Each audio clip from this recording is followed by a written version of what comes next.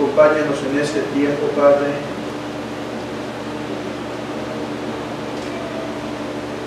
Estamos confiados en tu promesa, que el día que tu iglesia se reúne, tú estás con ella, Señor. Tenemos la promesa de Cristo de estar con nosotros cuando la iglesia está reunida, Señor, que cuando están 2 o 3 congregados, ahí estás tú, Señor. Sabemos que hoy estás entre nosotros. Además tenemos la promesa de lo que dijo el apóstol Pablo, que la presencia del Señor se revela en la iglesia y los incrédulos puedan confesar que tú estás entre nosotros. Señor, ten misericordia de tu pueblo. Perdona nuestros pecados, Señor. Perdona nuestros pecados y ten a bien descender de una manera especial en este tiempo. Señor, has provisto tu santa iglesia para edificar a tu pueblo. Tenemos aquella palabra en Efesios de que has instituido pastores, maestros, a fin de perfeccionar a los santos. Sabemos que este día es para que tus santos se regocijen en ti y para que tú, Señor, sigas formando a tu cuerpo. Señor, revela hoy nuestro pecado y ayúdanos a arrepentirnos más, Señor, de él. Y como hemos cantado, que tu iglesia se pueda levantar, ponerse la armadura y avanzar más fervientemente, Señor, más agresivamente en este tiempo, Señor, que a la luz de la muerte y resurrección de Cristo vivamos más agresivamente contra este reino de tinieblas. Oh, que podamos tomar nuestras armaduras, no aquellas que son carnales, pero poderosas en Dios para destrucción de fortalezas. Oh, bendice este tiempo y aviva tu iglesia en estos días, Señor. Padre, obra por medio de tu palabra, en el nombre de Jesús. Amén. Les pido que abran sus Biblias en el Evangelio de Juan.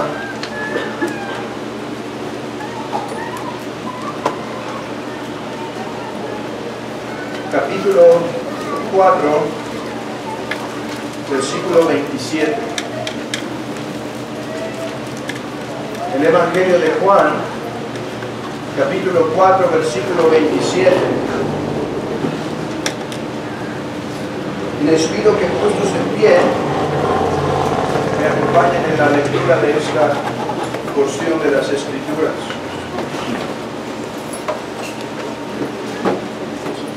El Evangelio según San Juan, capítulo 4, versículo 27 al versículo 42. Hermanos, dice así la palabra que es inspirada de nuestro Dios, que es vivo. En esto vinieron sus discípulos y se maravillaron de que hablaba con una mujer. Sin embargo, ninguno dijo: ¿qué preguntas? ¿O qué hablas con ella? Entonces la mujer dejó su cántaro y fue a la ciudad y dijo a los hombres: venid, ved a un hombre que me ha dicho todo cuanto he hecho. ¿No será este el Cristo? Entonces salieron de la ciudad y vinieron a él. Entre tanto los discípulos le rogaban diciendo: Rabí,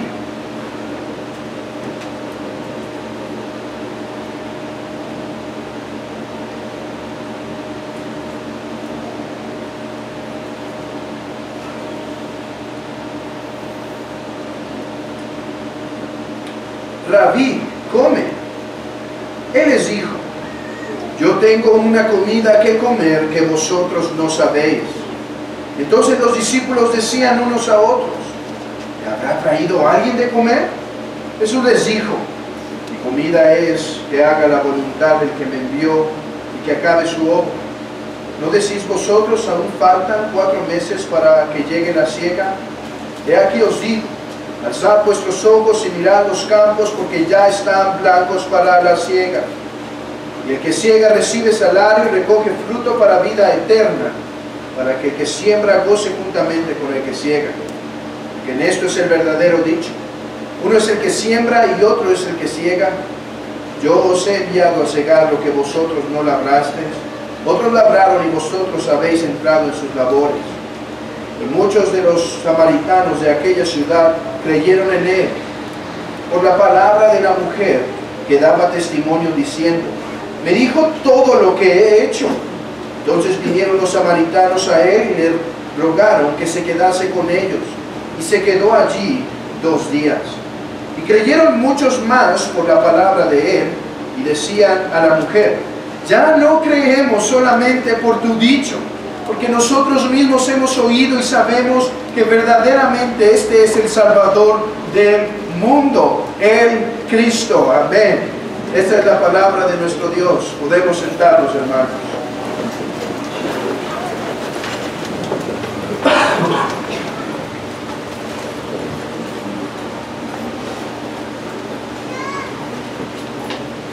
Hermano, tengo unas preguntas para ti a la luz de este texto. Unas preguntas no únicamente para ti, son preguntas que este texto me ha hecho hacerme a mí mismo. Y las preguntas son: ¿cómo estás? Y no me refiero a tu salud, y no me refiero a tu economía, espero que estés bien en eso. Tampoco me refiero tal cual a tu estado de ánimo, aunque espero que estés gozándote hoy en el día del Señor. Mi pregunta es, hermanos, ¿cómo está tu vida cristiana? ¿Te encuentras adormecido en tu cristianismo el día de hoy? ¿Quizá cómodo en tu cristianismo? ¿Quizá tranquilo en tu cristianismo? ¿Quizá estás viviendo un cristianismo despreocupado? ¿Quizá solo te has puesto en la balsa y te estás dejando llevar? No estás en el mundo, pero tu cristianismo simplemente es tranquilo. ¿Es un cristianismo apático? ¿Es un cristianismo despreocupado de las necesidades de afuera? Quizá estamos sumamente preocupados por nuestras necesidades, y quizá no espirituales, pero nuestras. Quizá espirituales, quizá no espirituales, pero nuestras, y olvidando que hay un mundo fuera. Estamos preocupados más bien por mantener nuestra seguridad, nuestra comodidad, nuestra tranquilidad, nuestro bienestar, intentando llevar una vida cristiana sin arriesgar mucho. Sí, quiero ser cristiano y no quiero ser cristiano mundano, pero hay que mantenernos sin arriesgar.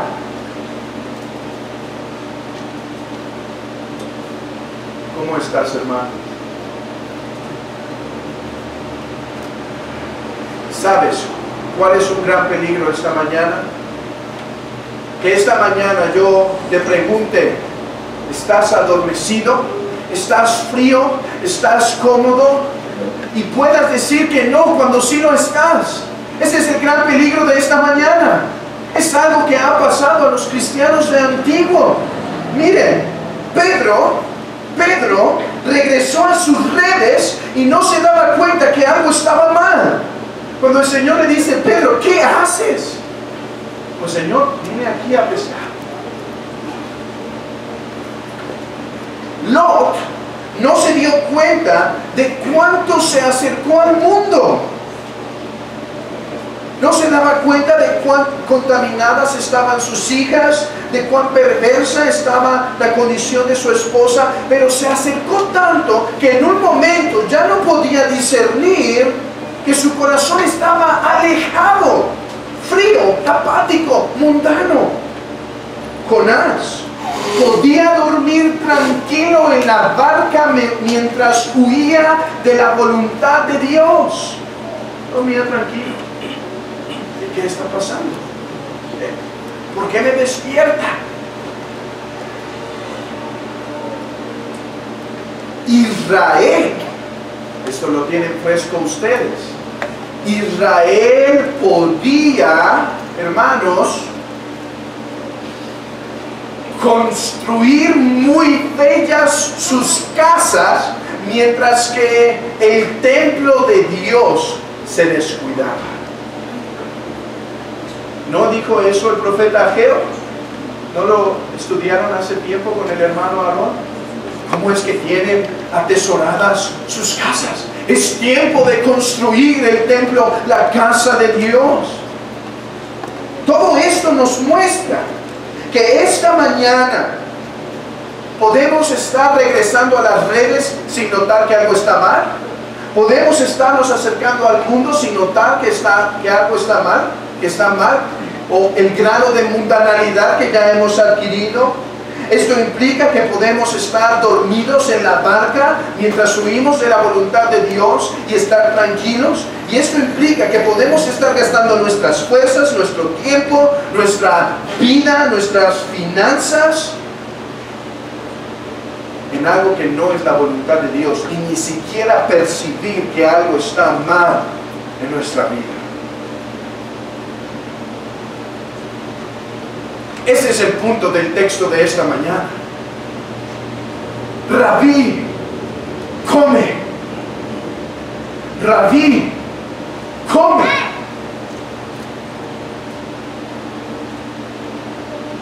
Yo tengo una comida que comer que vosotros no sabéis. A la luz de este texto, es necesario examinar cómo está nuestra vida cristiana en este momento. ¿Cómo está nuestra vida cristiana, hermanos?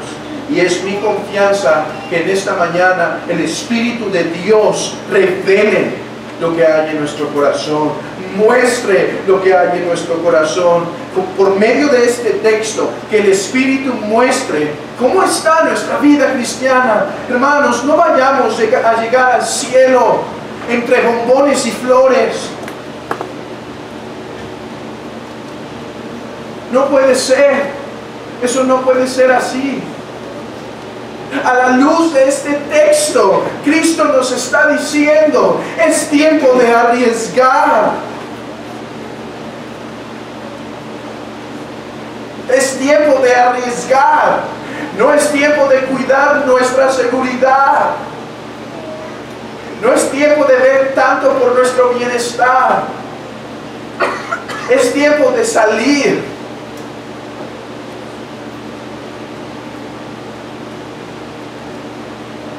Mi comida es que haga la voluntad del Padre. Nuestro Señor, por medio de estas palabras, confronta a sus discípulos. Confronta a sus discípulos que la manera en la que están pensando es una sumamente equivocada a la luz del tiempo en que están viviendo. No es tiempo de ¿qué es lo que voy a comer? Vean, el campo está listo, salir a cegar. Nuestro Señor no los está reprendiendo por cosas malas. Nuestro Señor no los está reprendiendo porque esto que ellos están haciendo sea malo en sí mismo. Nuestro Señor los está reprendiendo porque a la luz del evento climático de la historia del mundo, la muerte y la resurrección de Cristo, no es tiempo, ya no es momento de cuidar ciertas cosas. La comida de Cristo. La comida de Cristo. ¿Cuál es su comida? El texto se divide naturalmente en tres partes. En primer lugar, la conversión de la mujer samaritana nos anticipa, hermanos, la comida de Cristo. Después tenemos una exhortación de Cristo a sus discípulos.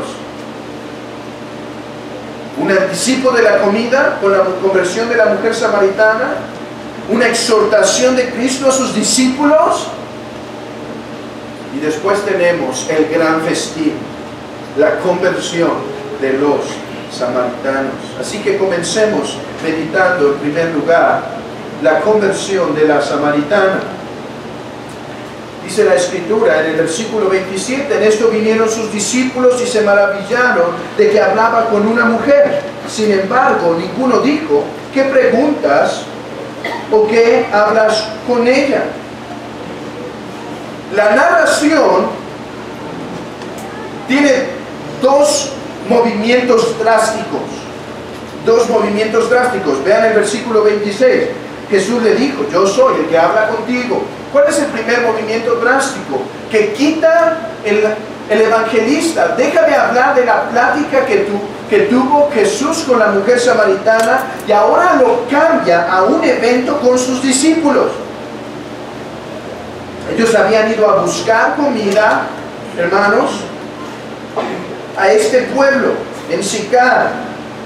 Pero entonces, algo extraño ven cuando llegan. Jesús está hablando con una mujer. Y no solo una mujer.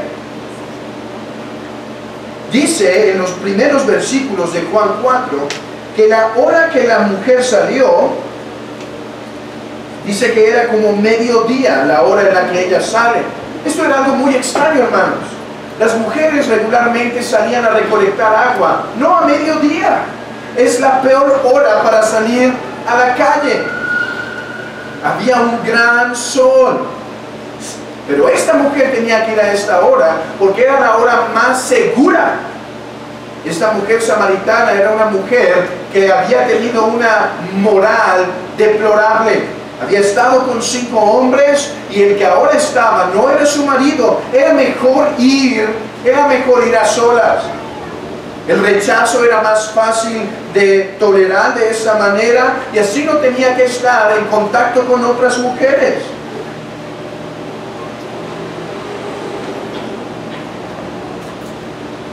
Así que Cristo no solamente está hablando con una mujer a esta hora, por la implicación, está hablando con una mujer de mala reputación, Y entonces el Señor está platicando con ella y la escena cambia. Ahora vienen sus discípulos y ven al Señor hablando con ella. Ahora, si le hubieran preguntado estas cuestiones que pone el evangelista, ¿cuál hubiera sido su respuesta? Dice, ¿qué preguntas? ¿Qué hubiera contestado el Señor?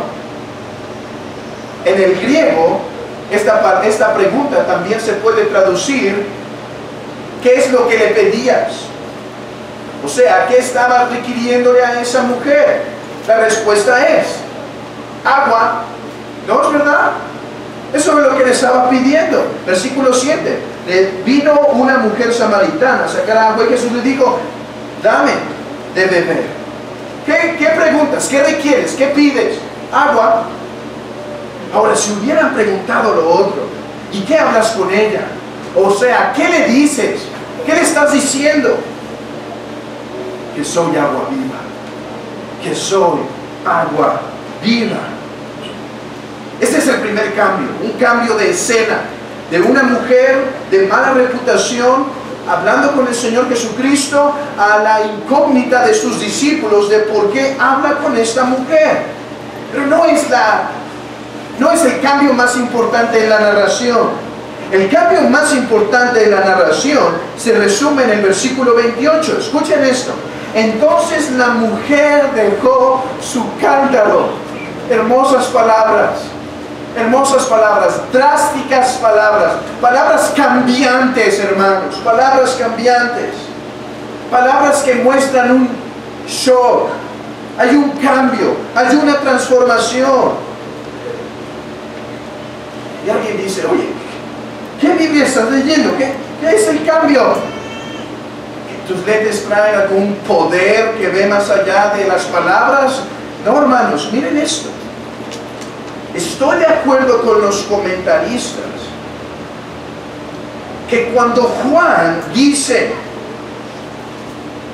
entonces la mujer dejó su cántaro y fue a la ciudad, Juan está tratando de decir algo más. Hermanos, ¿cuántos detalles no pudo haber ocurrido en esta conversación? el Señor llega y dice en la Escritura que se sienta, está esperando que sus discípulos regresen, llega la mujer. Hermanos, el Señor se pudo haber levantado. El Señor se pudo, después de haber levantado, volver a inclinar. La mujer, quizá cuando el Señor la llamó, se arrodilló. Quizá la mujer se quedó en el pozo. Hubo tantos detalles que pudo haber ocurrido que no se narran. ¿Por qué, hermanos? Porque los evangelios no son novelas. Los evangelios tienen un propósito. ¿Cuál es el propósito del evangelio de Juan? Dice en el capítulo 20 que el propósito es revelarnos a Cristo para que creamos en Él. Pero ¿saben qué pasa a través de esta narración de la identidad de Cristo? Que el evangelista también nos narra ciertos personajes para que examinemos si no somos nosotros. Por ejemplo, narra a Nicodemo. ¿Eres de aquellos doctores de la ley que se rehúsan a creer en Cristo? Ahora nos está narrando la mujer samaritana, y dentro de todos los detalles que pudo haber dado el evangelista, solo dice, y la mujer dejó su cántaro. Esto es muy importante. ¿Por qué? Porque la mujer fue al pozo de Jacob, a sacar agua.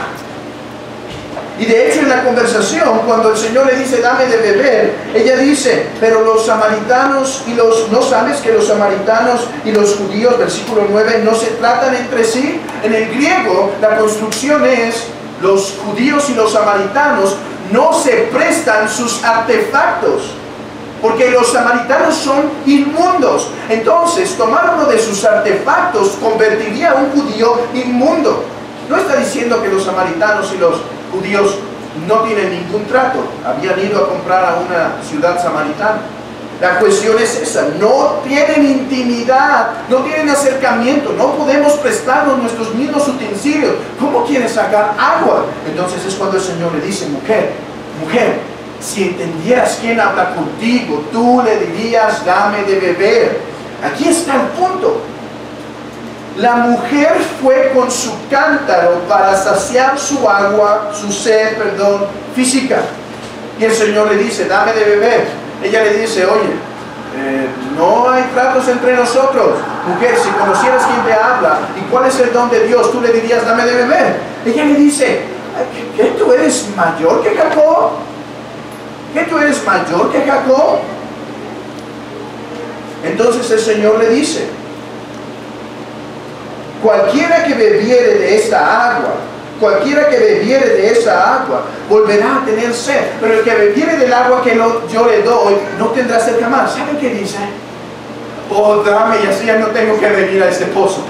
Si se trata de que ya no voy a tener sed, dame, ya mira, me voy a ahorrar el viaje, me voy a ahorrar la vergüenza, mira el calor, dame de esa agua. Hermanos, esto es semejante a Nicodemo. Nicodemo, tienes que nacer de nuevo. ¿A poco hay un vientre tan grande para que vuelva a nacer de nuevo?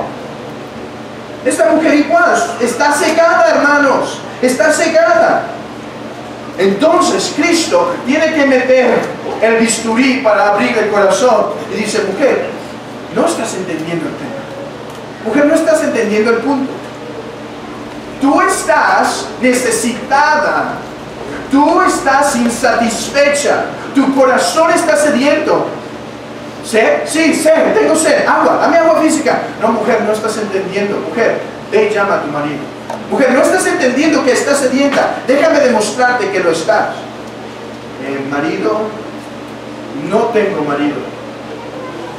Ella no estaba siendo sincera. El Señor le dice, verdad has dicho, pero creo que el Señor está utilizando un tanto de sarcasmo. La mujer no estaba siendo sincera. Ella no quería decir, mira, sí he tenido 5 y ahora... No, la mujer quería engañar. Entonces el Señor le dice, bien has dicho. Dices que no tienes marido, bien dices. ¿Por qué? Porque 5 maridos has tenido y el que ahora tienes no es tu marido. Bien has dicho. Mujer, la razón por la que has brincado de varón a varón, la razón por la que has estado con este hombre y este hombre, es una muestra de tu insatisfacción espiritual. Me dices que no necesitas agua, mira cuán sedienta estás. Joven, señor, señora, La razón por la cual cambias tanto, la razón de tu inestabilidad, la razón por la cual cambias la razón por la cual quizá amas tanto un pecado, es porque estás tratando de encontrar satisfacción, estás tratando de tomar agua en diferentes cisternas, pero todas esas te provocarán sed nuevamente, así como el pozo de Jacob, te provocarán sed. Es por eso que vemos a algunos hombres empezando con un cigarro y terminando en la homosexualidad. Porque no hay satisfacción, no hay satisfacción. Es por eso que podemos ver un hombre que empieza en la pornografía, que termina en la violación. Porque no hay satisfacción, cada vez se necesita más. Es por eso que vemos a una jovencita empezando con un novio y terminando en la prostitución. O estando con este y con este y con este, porque no hay satisfacción. El Señor le está revelando a esta mujer, pero ¿sabe? La mujer no ha entendido nada. Ella le dice, oh, eres profeta. Pero para un samaritano, un profeta era simplemente, no era el Mesías tal cual, no era el Mesías. ¿Cómo sabemos? Porque el Señor después le dice, yo soy el Mesías. Ella no lo había entendido. Ella pone otra traba. Y dice, oye, hemos estado discutiendo judíos y samaritanos entre el tema de la adoración. ¿Cuál es tu opinión teológica? Es mejor hablar teología que hablar del corazón del hombre. Así es como tratan de esquivar su condición. Y el Señor sabiamente dice, ok, dices de adoración, sabes, tú ni adoras a Dios, tu corazón está lejos de Dios, por eso estás insatisfecha. Y entonces ella se vuelve a molestar y dice, esperamos al Mesías. Estamos esperando al Mesías. ¿Tú qué me estás diciendo de esto? Yo soy. Entonces vean el punto. Entonces la mujer dejó su cántaro. Entonces su corazón comprendió. Entonces sus ojos vieron al Rey de la Gloria. Entonces sus oídos comprendieron quién es el que le habla. Miren estas palabras en el versículo 10 y 26. Jesús le dijo, yo soy el que habla contigo. Esperamos al Mesías. Yo soy el que habla contigo. Entonces la mujer, dejando su cántaro, se fue a su pueblo a testificar. Y la forma en la que testifica es una forma retórica. ¿No será este el Cristo? ¿No es acaso Él el Cristo? Vengan, vayan a ver. ¿Cómo sabemos que la mujer ya había creído? Porque al final del texto dice, mujer, ya no solo creemos por lo que nos has dicho. ¿Qué le dijo la mujer? Él es el Mesías. Ahora creemos porque lo hemos visto. Él es el Salvador del mundo. Esta, hermanos, todo esto ¿para qué? Para mostrarles, hermanos, que esta es la comida de Cristo. Esta es su comida. Esta es la voluntad del Padre.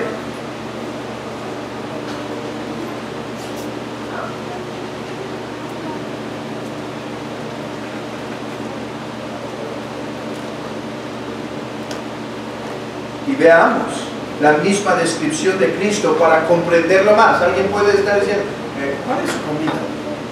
¿Qué es? Aquí está, hermanos. Vean conmigo en el versículo 30. Entonces salieron de la ciudad y vinieron a él, los samaritanos, al Señor. Entre tanto que ellos llegaban, los discípulos le rogaban diciendo, Rabí, come. Estaban importunando, estaban insistiendo, hermanos. ¿No era una buena atención querer que su maestro comiera? ¿No era una atención amable, tierna? Claro, claro que lo era. Pero el Señor dice, versículo 32, Él les dijo, yo tengo una comida que comer que vosotros no sabéis. La respuesta de los discípulos, el Señor les está mostrando que su insistencia demuestra que están un tanto adormecidos espiritualmente. Ese es el punto de esta mañana, justamente, que como cristianos verdaderos, no falsos, como cristianos verdaderos, podemos estar siendo contaminados por cosas de este mundo? Hermanos, aún cosas buenas. ¿Era malo que comiera Cristo?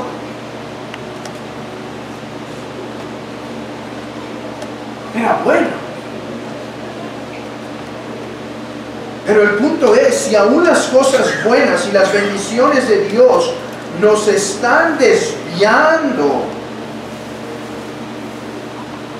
de poner nuestros ojos en las cosas espirituales, el Señor por medio de este texto está despertándonos, diciendo, no es tiempo, no es malo, pero no es tiempo. Ahora puede haber cosas malas en las que están desviando nuestros ojos y haciéndonos inútiles espiritualmente. Pero aún si son cosas buenas, el punto es despertar, despertar.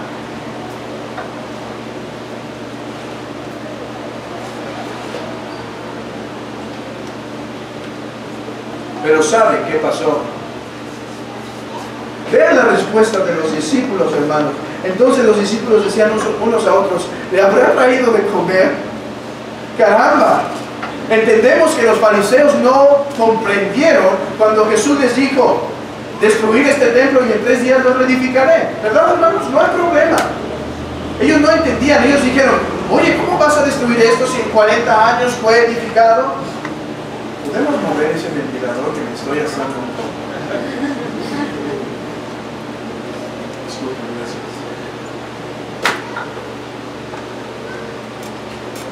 Entendemos que Nicodemo cuando le dicen,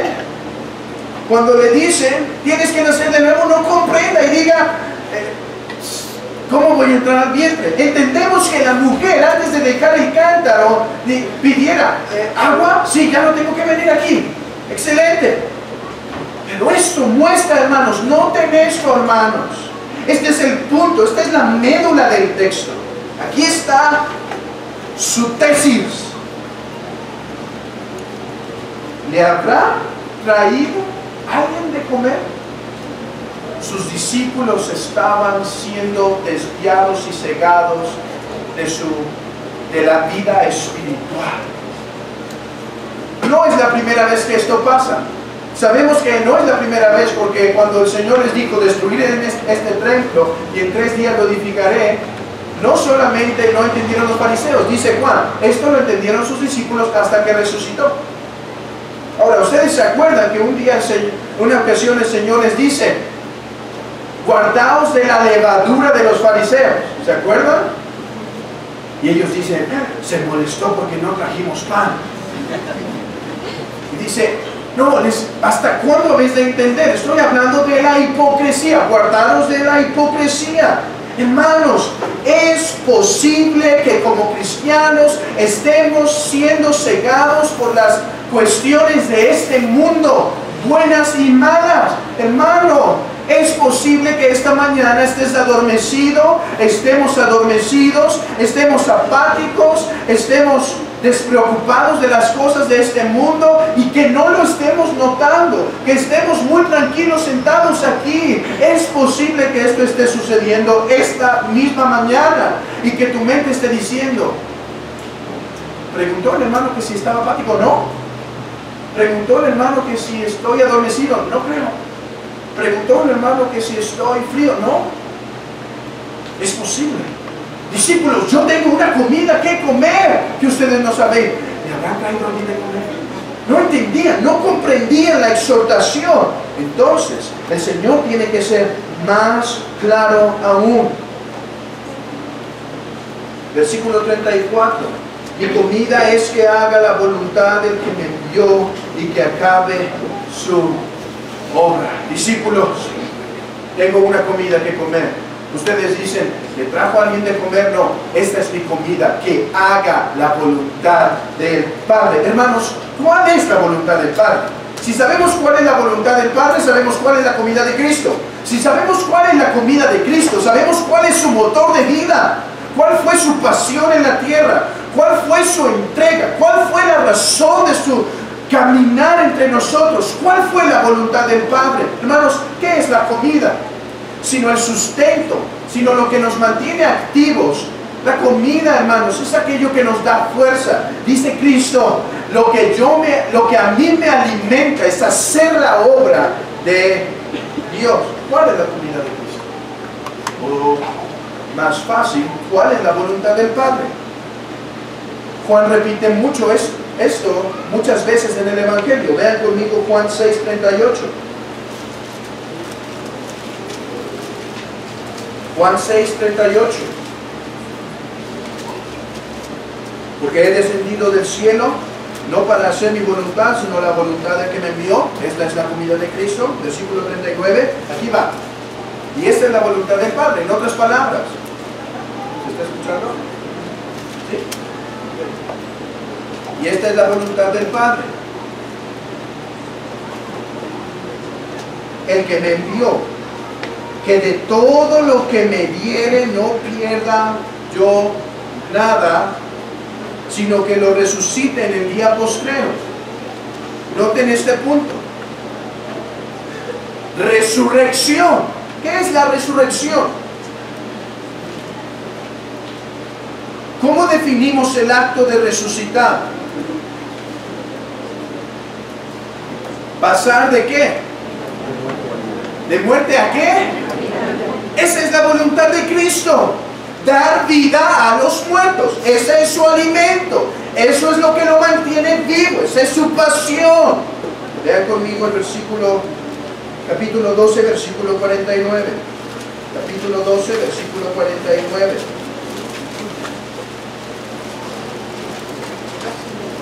Porque yo no he hablado por mi propia cuenta.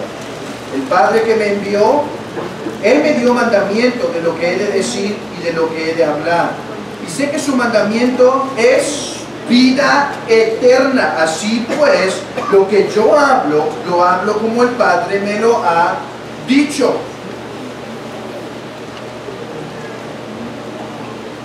(14:31), pero noten el punto. Y sé que su mandamiento es ¿qué? Vida eterna. Vida eterna.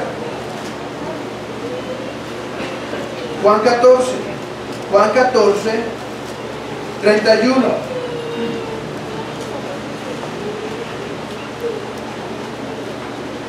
Mas para que el mundo conozca que amo al Padre, y como el Padre me mandó, así hago. Levantaos, vámonos de aquí. ¿Alguien puede decir que no entiendo? ¿Cuál es el punto aquí? Miren el énfasis. Mas para que el mundo conozca que amo al Padre, y como el Padre me mandó, así hago. La pregunta es, ¿qué estaba haciendo? ¿Qué estaba a punto de hacer? Estaba a punto de ir camino a su muerte. Esta es la voluntad del Padre. A ver, la voluntad del Padre es que resucite y dé vida. La voluntad del Padre es que dé vida eterna. La voluntad del Padre es que Cristo muera. ¿Cómo embona esto? Vean capítulo 17, versículo 4. Yo te he glorificado en la tierra, he acabado la obra que me diste que hiciese. Aquí está el punto, hermanos. La comida del Padre, la voluntad del Padre para con Cristo, la comida de Cristo, su pasión, lo que lo mantiene adelante es esta: dar vida a los hombres. ¿Y cómo es que Él da vida a los hombres? Amigo, escucha esto, amigo. ¿Cómo es que Él da vida a los hombres? Dice la Escritura que estamos muertos en nuestros delitos y pecados y que la ira de Dios está sobre nosotros. Cristo nos da vida al ponerse Él en la cruz para recibir el castigo del Padre y nosotros poder recibir el perdón. Esta es la voluntad del Padre, que Cristo dé vida eterna. Entonces, por eso hemos dicho, regresemos nuestra mente otra vez a Juan 4. Por eso hemos dicho lo siguiente: la mujer samaritana fue una anticipación de la comida de Cristo. ¿Por qué? Porque ella ha recibido vida. Porque ella ha recibido vida eterna. Si el alimento de Cristo, esa es la voluntad del Padre. Y la voluntad del Padre es que Él dé vida eterna a los hombres. La mujer samaritana es aquello que satisfacía el hambre de Cristo. ¿Que alguien te trajo de comer? No, discípulos. He dado vida eterna y he comido y estoy satisfecho. Ese es el punto del texto. Cristo está satisfecho al dar vida a los hombres. Cristo está satisfecho al dar vida a los hombres. Discípulos, aquí está, hermanos, una conexión que no podemos perder. El Señor les ha dicho: yo tengo una comida. La comida es que yo haga la voluntad del Padre. La voluntad del Padre es que yo dé vida. He tenido un festín. Esta mujer se ha convertido, pero no ten esto. Aquí todos podemos quedarnos y decir: wow, excelente Señor. Wow, te alabamos, te agradecemos. Y eso es correcto. Pero inmediatamente la conversación se vuelve: es mi comida. Y discípulo, te invito a que sea tu comida. Esta mañana la invitación de Cristo no es simplemente a que tengamos una grande admiración de su comida. Sí, esto debe ser así. La invitación es que participemos de esta hambre, que participemos de este deseo. ¿Dónde viene eso? Escuchen. Versículo 34, Jesús les dijo: mis comidas es que haga la voluntad del que me envió, que acabe de su obra. Aquí va, hermanos. ¿No decís vosotros, aún faltan 4 meses para que llegue la siega? He aquí os digo, alzad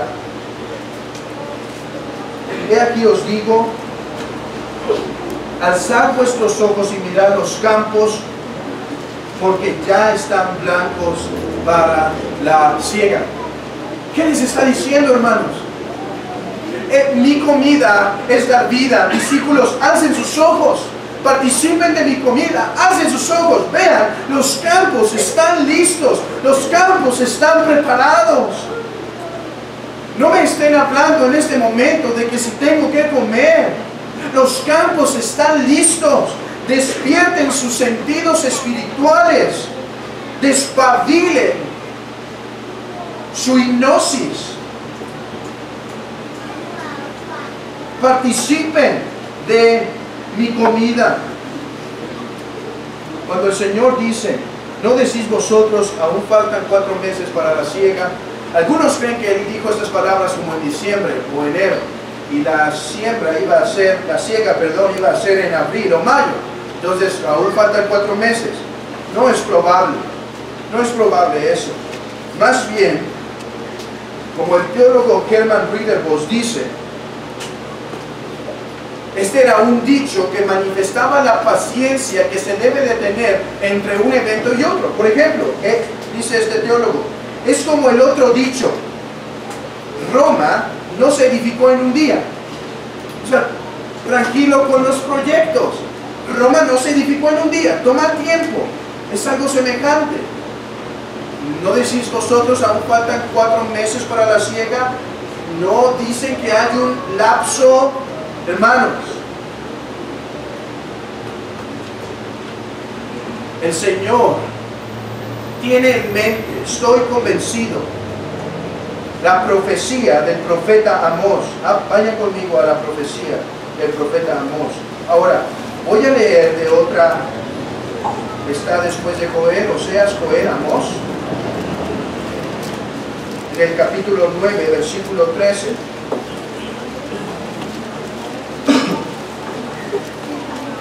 Daniel, Oseas, Joel, Amós. Amós 9. El versículo 13 es el que nos vamos a enfocar, pero vamos a leer desde el versículo 11. Dice así: en aquel día yo levantaré el tabernáculo caído de David y cerraré sus portillos, y levantaré sus ruinas y los edificaré como en el tiempo pasado, para que aquellos sobre los cuales es invocado mi nombre posean el resto de Edom, y a todas las naciones, dice Jehová, que hace esto. Aquí viene: he aquí vienen días, dice Jehová, en que el que ara alcanzará al segador.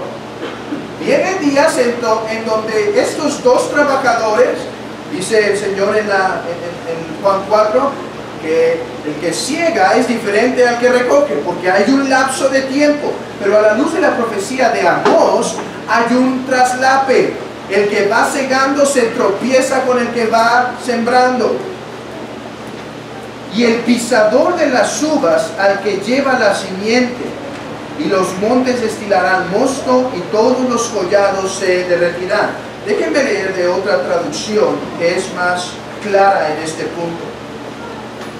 Vienen días, afirma el Señor, en los cuales el que ara alcanzará al segador, y el que pisa las uvas al sembrador. Los montes destilarán vino dulce, el cual correrá por todas las colinas.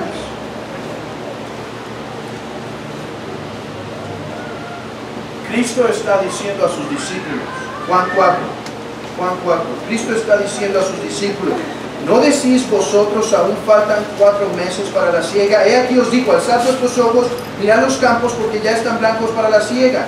El que siega recibe salario y recoge fruto para vida eterna, para que el que siembra goce juntamente con el que siega. Versículo 38, yo os he enviado a segar lo que vosotros no labrasteis, otros labraron y vosotros habéis entrado en sus labores. Hermanos, la profecía de Amós, no tenemos tiempo para ir a Hechos capítulo 15, pero apúntalo y medítalo en tu hogar. La profecía de Amós, según los apóstoles, el templo de David ya fue reedificado cuando él murió y resucitó. Ellos dicen: hermanos, ¿por qué hemos de impedir a los gentiles venir si el templo de David ya fue reedificado para que todas las naciones se junten alrededor de él? La profecía de Amós se cumple en la muerte y resurrección de Cristo. Pero el Señor está diciendo: va a haber discípulos, están viviendo en un tiempo sobrenatural. Las cuestiones comunes de la siembra y la siega se van a transformar. Va a haber una abundancia, de fruto, va a haber un fruto abundante. El Señor les está diciendo: discípulos, este tiempo ha llegado. Este tiempo ha llegado. Mirad los campos porque ya están listos. El punto es que no pueden estar distraídos con sus necesidades y sus prioridades a la luz del momento que están viviendo. Hermanos, déjenme aplicar este concepto que hasta el momento puede ser un poco difícil, usando otros textos de la Escritura. Piensen en Primera de Pedro, capítulo 1. Si quieren, acompáñenme a Primera de Pedro, capítulo 1. Dice en Primera de Pedro, capítulo 1, versículo 10, los profetas que profetizaron, dice que estos profetas, hermanos, anhelaban ver el tiempo, el momento, ¿sí? Anhelaban ver qué persona indicaba el Espíritu de Cristo. Les está diciendo: son privilegiados, en otras palabras, son privilegiados, están viviendo en el cumplimiento. Entonces vean la conexión, hermanos, entre vivir en el cumplimiento y no estar distraídos. Vean versículo 13, por tanto ceñid los lomos.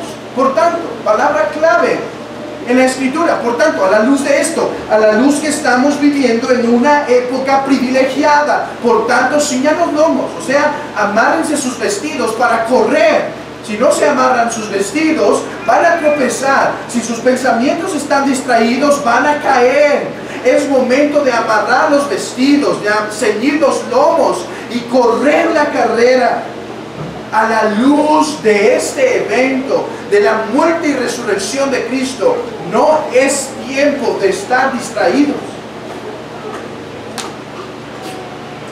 Pero permítanme hacer otro punto práctico, o otro punto claro de eso. Bueno, espero que sea claro. Apocalipsis 20, no vayan a ir. Si gustan pueden ir, pero no es necesario. Apocalipsis 20. Hermanos, todos usan este texto para tantas razones. Para generar polémica. Es más, Si un predicador se quiere hacer famoso, que vaya a Apocalipsis 20 y le ponga en su prédica milenio. Se va a hacer, va a gustar. La gente quiere saber de las lunas rojas, las lunas verdes, las lunas moradas. Se divierten. Hermanos, Juan 4 es la aplicación de Apocalipsis 20. O Apocalipsis 20 es la aplicación de Juan 4. Apocalipsis 20 no nos está hablando de un futuro reino milenial, de un futuro reino en donde se inauguraría el templo. Los apóstoles dicen que la resurrección de Cristo es el cumplimiento de que el tabernáculo de David fue edificado. No hay necesidad. Apocalipsis 20 no habla de un futuro reino milenial. Apocalipsis 20 habla de el existente y ya inaugurado reino milenial. Cristo ha inaugurado el reino milenial. Hermanos, el Señor estaba escribiendo a los creyentes del primer siglo y les estaba escribiendo para animarlos. ¿Qué ánimo tendría decir? ¿Saben qué? En un futuro unas personas van a vivir en un reino. Ellos están muriendo, ellos están siendo perseguidos. No se preocupen, unas personas en un futuro van a vivir en un reino milenial. ¿Qué sentido tiene? No. Hey, ustedes que están viviendo en este tiempo, ven el que acaba de decapitar a su amado hermano. Él está reinando con Cristo. Él ahora, actualmente, el tiempo decapitados está en el tiempo perfecto, que quiere decir que está decapitado y sigue decapitado. No ha pasado la resurrección final, la segunda resurrección. Esperan la segunda resurrección. Ok, el milenio ya existe. ¿Y por qué Juan escribe a los discípulos del milenio? ¿Por qué les está diciendo, discípulos, Cristo no perdió? Discípulos, en la cruz Cristo no perdió. Discípulos, en la cruz Cristo venció. Él está reinando. Él ha vencido. Él ha sometido a sus enemigos bajo sus pies. Él está en los cielos sometiendo. Discípulos, y los que han muerto reinan con Él. ¿Por qué?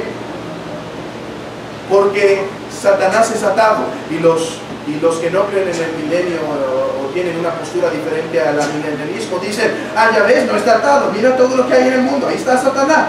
Ok, ¿atado para qué?